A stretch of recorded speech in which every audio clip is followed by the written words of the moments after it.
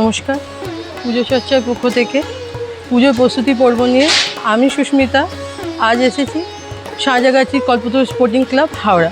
এবারে এদের ভাবনা বাস্তবতা।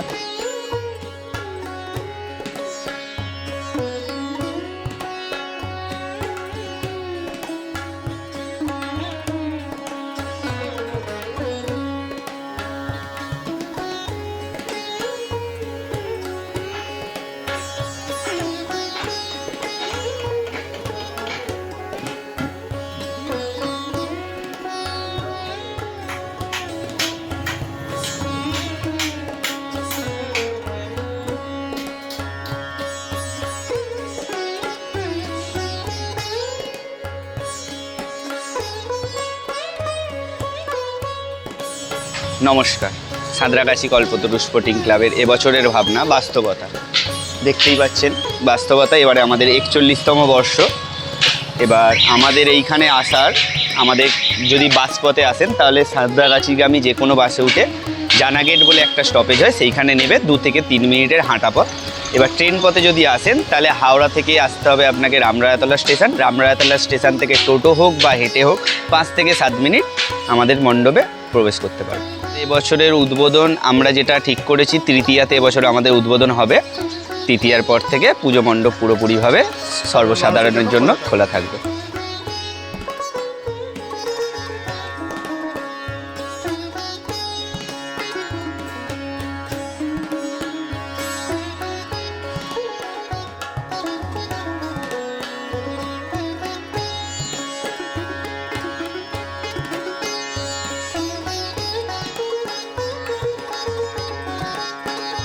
নমস্কার, আমি সৌরভ ঘোষ।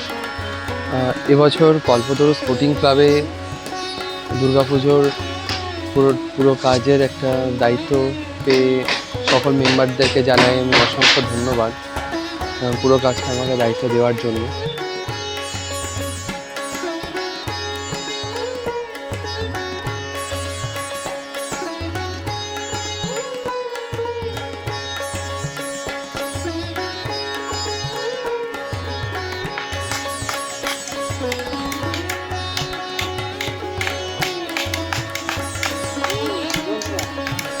এখানে ধীরে ধীরে বিগত আগস্ট মাস থেকে আমাদের কাজ শুরু হয়েছে। এখানে তো ধীরে ধীরে চলছে কাজ এবং এটাই আমার স্টুডিও হয়ে উঠেছে। তো বলতে পারি যে এই আগামী মহালয়া পর্যন্ত হয়তো নিজের শিল্পশৈলী দিয়ে যতটুকু পারবো মানুষকে একটা শিল্পী হিসাবে একটা সমাজের কাছে তো একটা মেসেজের দরকার হয়, তো চেষ্টা করব যে প্রত্যেকের কাছে একটা সুন্দর মেসেজ পৌঁছানোর জন্য।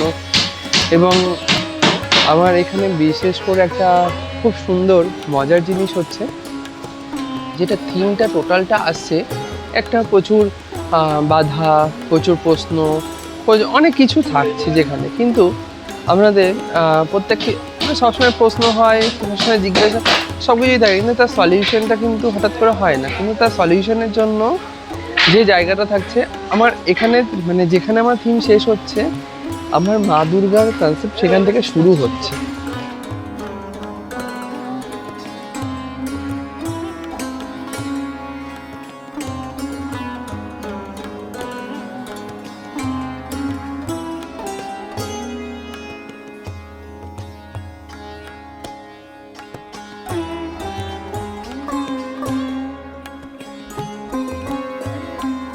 আমার টোটাল এই থিমের নামটা দিয়েছি বাস্তবতা।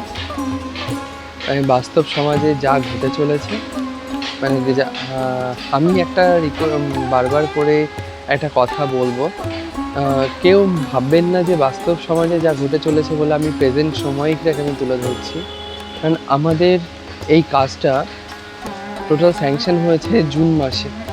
তো সেই সময়ে আমি যে কিছু ভাবনা ভেবেছিলাম, যেগুলো আমার প্রেজেন্ট সময়ের সঙ্গে কিছুটা মিলে যাচ্ছে। তো অনেক মানুষ হয়তো ভাবতে পারে যে আমি এই প্রেজেন্ট সময়টাকে নিয়ে আমি হয়তো একটু মাতামাতি বলছি, কিন্তু সেটা একদমই নয়। আমাদের ভাবনা যে বাস্তবতা, যেটা বাস্তবের সঙ্গে এখন ঘটে চলেছে, এটাই আমাদের কাছে বড় পাওয়া।